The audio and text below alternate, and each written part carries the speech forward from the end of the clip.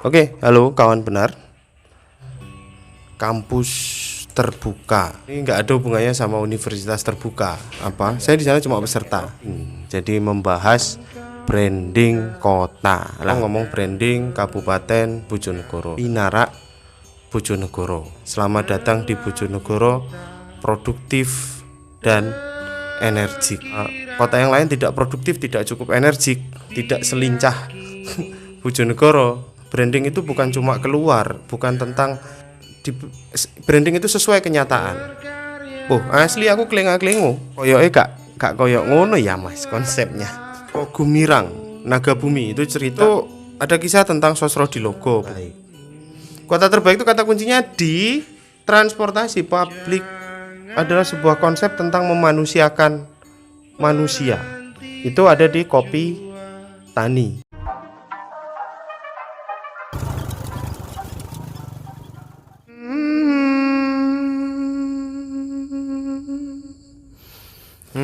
Menari di atas ruang sunyi. Oke, halo kawan benar. Lama kita nggak sinau Bojonegoro.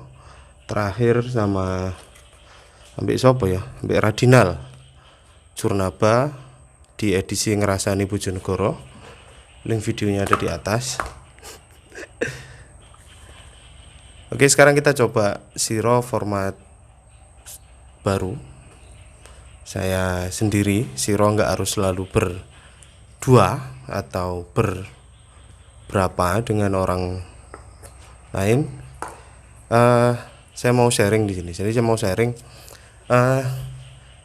Saya ketemu sama Radinal, masih sama Radinal. Saya dipertemukan dengan satu komunitas baru buat saya, satu komunitas baru, terus satu kegiatan yang menarik buat saya, namanya kampus terbuka. Kampus terbuka ini nggak ada hubungannya sama universitas terbuka. Jadi kampus terbuka ini satu forum yang digagas oleh beberapa nama yang saya kenal. Ada Mas Awi dari Bojonegoro Institute, terus Mas Malik, sama ada beberapa lain lagi yang saya di sana cuma peserta. Tapi menurut saya menarik sekali. Saya tidak menyangka ada forum seperti itu di Bojonegoro. Jadi mereka bikin pertemuan diskusi dengan diskusi tematik, kemudian pesertanya bebas, terbuka dari mana saja. Sudah beberapa kali pertemuan, saya ikut 2 kali. Yang pertama bahas isu lingkungan, soal salah satunya adalah menyoroti pembangunan trotoar di Bojonegoro. Terus yang kedua kemarin saya ikut lagi soal branding. Jadi membahas branding kota. Lah, kita sebut siro kali ini adalah notulensi kampus terbuka. Anggaplah ini notulensi versi Benar Berkawan. Jadi saya ikut diskusi yang kemarin dan sangat aktif diskusinya. Saya ikut dari awal sampai akhir, sehingga saya juga mencatat banyak hal yang itu bisa kemudian ingin saya sharing kali ini. Yang pertama jadi tema besarnya adalah ngomong tentang branding suatu kota. Saya akan merangkum pendapat dari peserta forum itu. Saking serunya forum itu sampai kita nggak fokus ngambil dokumentasi yang proper. Jadi saya gantikan nanti dengan ilustrasi-ilustrasi. Ngomong branding kota. Jadi spesially kita lagi ada di Bojonegoro, ngomong branding Kabupaten Bojonegoro. Ada beberapa branding yang melekat di Bojonegoro. Yang pertama terkait dengan pariwisata adalah Pinarak Bojonegoro. Kemudian Ada lagi kalau kita masuk kota Bojonegoro itu ada pelang gede tulisannya selamat datang di Bojonegoro, produktif dan energik. Jadi dibahas kenapa kok bisa kota itu menentukan brandingnya seperti itu, apa yang dimaksud dengan Pinara, lahir dari latar belakang apa, apalagi apa yang dimaksud dengan produktif dan energik. Kemudian diferensiasi dengan kota yang lain, apakah kota yang lain tidak produktif, tidak cukup energik, tidak selincah Bojonegoro. Begitu, apa yang membuatnya menjadi unik. Terus kemudian apa kaitannya dengan histori, dengan latar belakang Bojonegoro. Saya coba merangkum. Jadi ada kemudian teman yang berpendapat, saya ingat ini Mas Malik kalau nggak salah, Mas Malik yang berpendapat branding itu secara literatur itu akan mencakup dua hal, dua ruang. Branding itu bukan cuma keluar, bukan tentang hanya bagaimana kemudian kita atau Bojonegoro atau apapun yang menjadi objek branding itu dikenal di luar, tapi branding itu adalah seberapa dekat kita dengan branding, artinya dengan brand itu, artinya kemudian internal dan eksternal. Mungkin yang dimaksud kayak misalnya ada orang bilang, wah Agni ini alim, padahal saya merasa aku ini jarang sembahyang, tapi kok diarani alim hanya karena saya tinggal dekat masjid misalnya. Artinya kan kemudian secara internalisasi diri, saya tidak merasa dekat dengan branding itu. Dia kemudian hanya berakhir sebagai cap orang lain terhadap saya, begitu. Atau kemudian ada orang yang dicap mabukan ini hanya karena dia berteman dengan orang-orang yang peminum, padahal dia straight edge, dia adalah seorang yang tidak minum, sehingga di stereotype. Nah, begitu. Mungkin itu yang dimaksud. Jadi antara internal branding itu harus ya sinkron antara orang yang branding itu sesuai kenyataan. Branding itu sesuai kenyataan. Ya kalau dari yang pengalaman saya di beberapa proyek branding pariwisata kota kabupaten, saya pelajari dari banyak ahli yang bekerja dengan kami dalam satu tim. Yang jelas branding itu tidak boleh over promises. Branding itu tidak boleh menjanjikan sesuatu yang berlebihan. Branding itu tidak boleh pepesan kosong. Satu contoh misalnya begini, saya sharing, saya punya pengalaman lucu. Jadi saya sudah di Bojonegoro sekitar 2 tahun kalau nggak salah. Kemudian suatu ketika saya dalam penerbangan ke Sulawesi, ke Wakatobi, kemudian kami transit di Makassar. Nah di Makassar begitu kami transit itu di bandara tuh ada iklan baliho billboard besar. Itu gambarnya adalah tari Tengul. Jadi di Bojonegoro ada tari Tengul tuh. Apalagi waktu itu tari Tengul baru saja dimainkan di istana untuk peringatan 17 Agustus di istana. Sehingga pamornya naik. Juga di Bojonegoro habis ada pemecahan rekor muri kalau nggak salah terkait itu. Kemudian saya turun, ada lengkap dengan logo Pinara Bojonegoronya. Nah teman saya ngomong, lah itu kotamu nih, itu kota tempat kamu tinggal sekarang. Iya mas. Kenapa? Terus dia googling tentang tari Tengul. Wah menarik nih tari Tengul nih, ini habis main di istana ya. Iya mas. Berarti bisa dong kita habis pulang ini datang ke Bojonegoro terus lihat tari Tengul. Asli aku kelengah-kelengu. Pada posisiku aku kelengah-kelengu. Piye? Ya apa ya?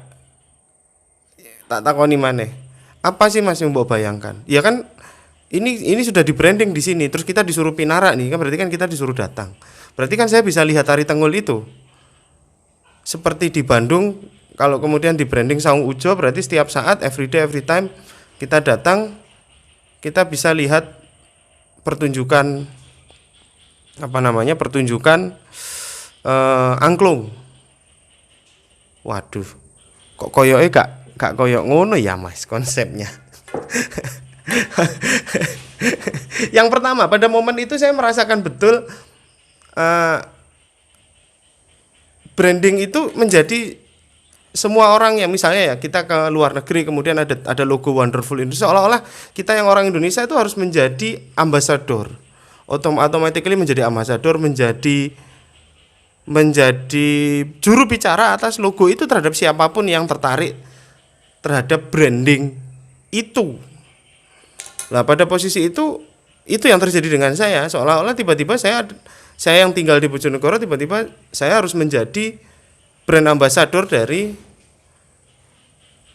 promo pariwisata Bojonegoro. Kemudian yang kedua terkait pertunjukannya sendiri, akhirnya saya ngomong, waduh susah mas, kalau mau lihat Tenggol ya tungguin 17-an atau pas ada event event besar. Wah, nah kalau gitu bukan wisata namanya, karena kalau wisata kan harus ada setiap saat. Apa istilahnya? Kalau wisata ya berarti dia harus merupakan sebuah living show. Artinya ada atau tidak ada pengunjung, ya pertunjukan itu tetap dimainkan. Pertunjukan itu hidup karena kita nggak ngerti wisatawan tuh datangnya kapan. Kalau dia dimainkan basisnya event ya itu event aja, bukan wisata.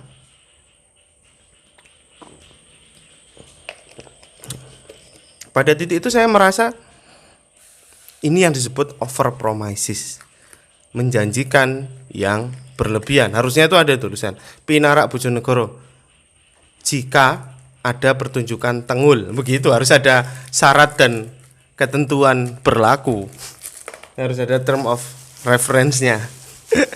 Begitu. Itu di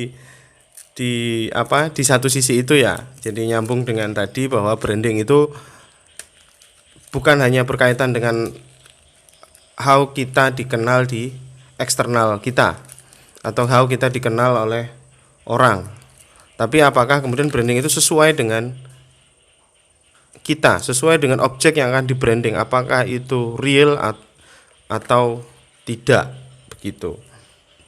Kemudian saya juga baru tahu nih Bojonegoro ternyata usianya sudah lebih dari 300 tahun, 346 tahun apa kalau nggak salah. Dan beberapa teman, kemudian Mas Awe kalau nggak salah, itu punya interest terhadap ya branding itu harusnya dibangun dari akar sejarahnya, begitu. Akar sejarahnya menurut Mas Awe atas beberapa pertimbangan, akar sejarah Bojonegoro yang sering kita kenal kan Angling Darmo, begitu ya. Angling Darmo dianggap kurang mewakili Bojonegoro sebenarnya dari beberapa aspek. Itu kurang mewakili Bojonegoro. Dan juga oke, siap. Dan juga ada sejarah yang harusnya itu digali, yang merupakan akar budaya Bojonegoro lebih jauh, lebih dalam daripada Angling Darmo. Itu disinggung di novelnya Seno Gumirang, Naga Bumi. Itu cerita sebelum Hindu Jawa pada abad 8 sampai 9. Untuk yang baru, yang sesuai, yang enggak, maksudnya orang relate, enggak terlalu jauh dan enggak seperti tokoh hayalan begitu ya, atau kejauhan, maksudnya untuk digapai itu kejauhan, tidak seperti legenda begitu. Itu ada kisah tentang Sosrodilogo, Bupati Bojonegoro yang sekarang jadi nama jembatan warna-warni kita itu, jembatan Sosrodilogo di Trucuk itu. Bahkan kalau kalau kita mau tidak memilah-milih sejarah, ini yang mengejutkan, konon katanya ketua Gerwani pertama, gerakan wanita pertama, itu yang disebut banyak orang sebagai underbow Partai Komunis Indonesia itu dari Bojonegoro. Begitu. Oke, lanjut kemudian terjadi diskusi lebih panjang lagi, lebih dalam lagi, seru, gayeng sekali.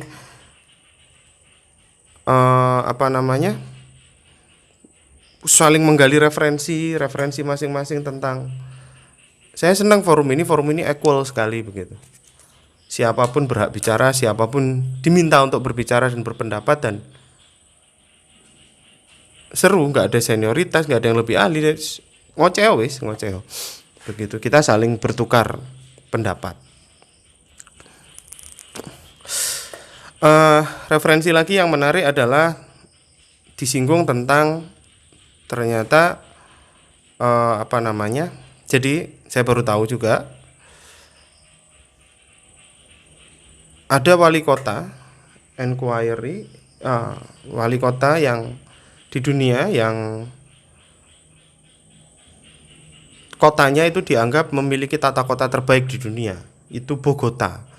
Kalau saya nggak salah, konsep busway itu juga diambil dari Bogota. Jadi kata kuncinya tuh kalau menurut wali kota Bogota, itu kota terbaik itu bukan yang orang kayanya naik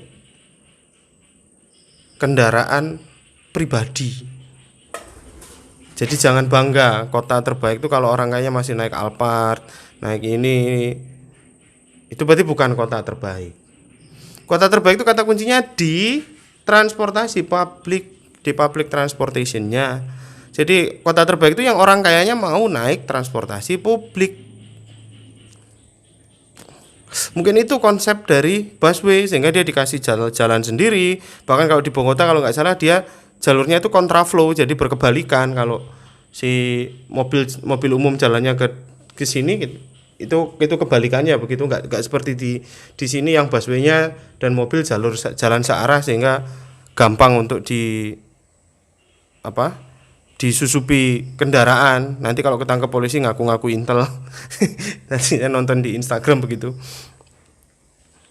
Jadi kota terbaik itu yang orang kayaknya naik public transport. Nah, yang disoroti di Bojonegoro, quality of public transportnya sampai hari ini ya mana gitu.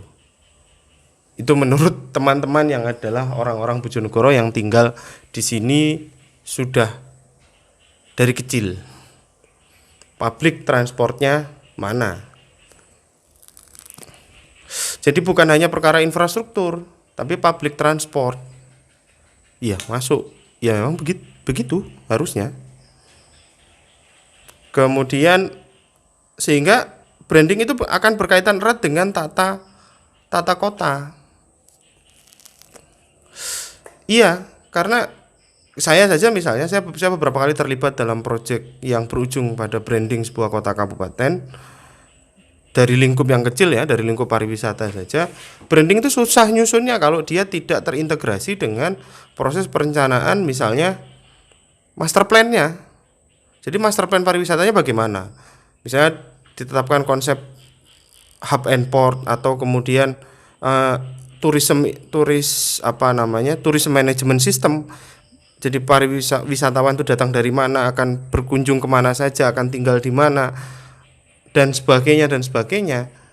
Susah nyusun brandingnya kalau tidak terintegrasi dengan itu. Artinya branding itu tidak berdiri sendiri, tapi ada something beyond branding yang itu akan kemudian disimplifikasi di dalam sebuah branding, sehingga proses branding itu bukan sesuatu yang gampang karena kita mensimplifikasi sesuatu yang rumit. Begitu. Sehingga kritik teman-teman terhadap konsep branding yang sudah ada di Bojonegoro, misalnya tentang Pinarak Bojonegoro, itu orang kalau mau Pinarak Bojonegoro sudah datang, mau dipinarakkan kemana? Bahkan sampai kemarin dia ngomong kalau sudah dibangun trotoar bagus-bagus, orang habis di trotoar itu mau jalan kemana? Objeknya apa? Karena trotoar itu hanya amenitas, Fungsi umumnya bukan tempat foto, tapi adalah amenitas supaya orang jalan nyaman. Tapi mau jalan kemana? Objeknya apa? Yang menarik tentunya. Yang menarik bagi wisatawan, menarik artinya menarik bagi orang di luar Bojonegoro, bukan orang di dalam Bojonegoro. Kalau orang dalam Bojonegoro jalan di trotoar, lihat Pizza Hut mungkin menarik, tapi buat orang Surabaya, doi kono kene kok maranine Pizza Hut, begitu. Ya, menarik kan forum ini. Kemudian nyerempet lagi dari kemarin tuh banyak yang dibahas tuh dianggap sebagai satu success story yang harusnya kemudian dijadikan contoh oleh Bojonegoro. Menurut teman-teman yang ada di dalam forum itu adalah Bupati Aswar Anas atau Bupati Banyuwangi yang berhasil dengan pariwisatanya. Menurut Bupati Aswar Anas, dia nulis buku. Jadi branding itu pada intinya adalah harmonisasi. Branding itu adalah harmonisasi. Harmonisasi dari banyak aspek.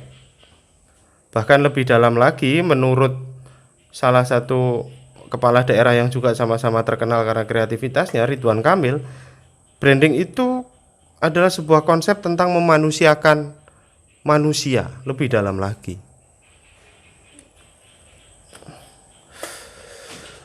Paulo Freire. Branding itu tentang memanusiakan manusia, sesuatu yang lebih dalam lagi. Branding itu nggak main-main. Sehingga kemudian ditimbali tuh oleh beberapa teman-teman diskusi yang lain mengerucut ke harusnya kita seperti Banyuwangi dan sebagainya. Dan bisa saya tambahkan berdasar pengetahuan saya, di Banyuwangi itu Aswar Anas memang berhasil, tapi dia berhasil bukan hanya karena brandingnya tepat, tapi something more important than branding yang digagas oleh Aswar Anas adalah dia sadar betul, ini sadar betul, ini sesuai dengan sosio-legal demografisnya Bojonegoro. Kondisi sosiologi hukumnya Bojonegoro. Bupati Aswar Anas tuh sadar betul bahwa objek-objek pariwisata yang ada di Banyuwangi itu bukan kewenangan kabupaten, tapi ada di wilayah perhutani. Begitu. Ada di wilayah perhutani. Sehingga dia sadar betul percuma nih kalau kemudian kabupaten, Pemkab atau Pemkot atau Pemda itu fokus buang-buang energi, buang-buang anggaran untuk membesarkan destinasi. Sehingga fokusnya apa? Kalau di Banyuwangi itu pariwisata itu kan ada 3 ya. Attraction, amenity, daya dukung, kemudian accessibility. Atraksi ya destinasinya. Kemudian amenitas itu adalah daya dukung macam hotel, bandara, dan sebagainya, bahkan sampai hal paling kecil gazebo, taman kota dan sebagainya. Kemudian aksesibilitas tentang public transport dan sebagainya. Sehingga kemudian si Aswar Anas fokusnya kalau gitu nggak usah gedein atraksi, kita main di amenitas dan aksesibilitas. How masyarakat itu bisa menjadi pemain untuk di aksesibilitas, transportasi, pariwisata. How masyarakat bisa ikut main di amenitasnya, bisa nyediain homestay dan sebagainya, sehingga kemudian Pemkab bikin travel pattern, bikin hub and port, bikin sistem manajemen tourism yang baik begitu, sehingga orang length of stay atau daya tinggal di kota itu bisa more than 1 day, sehingga mereka bisa lama spend time-nya. Automatically kemudian kalau spend time-nya lama, otomatis dia spend money-nya juga tinggi. Itu yang dilakukan, sehingga something beyond branding-nya Bupati Aswar Anas menetapkan bahwa perkembangan, dia mengukur pertumbuhan pariwisata Banyuwangi itu tidak diukur dari APBD atau seberapa besar pajak yang masuk ke daerah, pendapatan daerah, tapi dari PDRB, pendapatan domestik regional bruto. It means berarti dari seberapa besar perputaran uang di masyarakat. Nah, itu sedikit, banyak sekali nih. Itu sedikit yang bisa saya sharing, yang saya catat, saya rangkum dari diskusi kemarin. Menarik sekali, padat betul diskusi di kampus terbuka. Nah, besok ini ada lagi dari pagi jam 8. Lupa saya undangannya jam 8, nanti pokoknya saya share di sini. Itu ada di Kopi Tani. Jadi teman-teman monggo yang mau hadir, besok kita bikin lagi notulensi diskusi kampus terbuka besok dengan tema masih tetap branding tapi berfokus pada historical story-nya. Oke, terima kasih kawan benar. Teman-teman bisa simpulkan sendiri, mudah-mudahan ini bermanfaat. Assalamualaikum warahmatullahi wabarakatuh.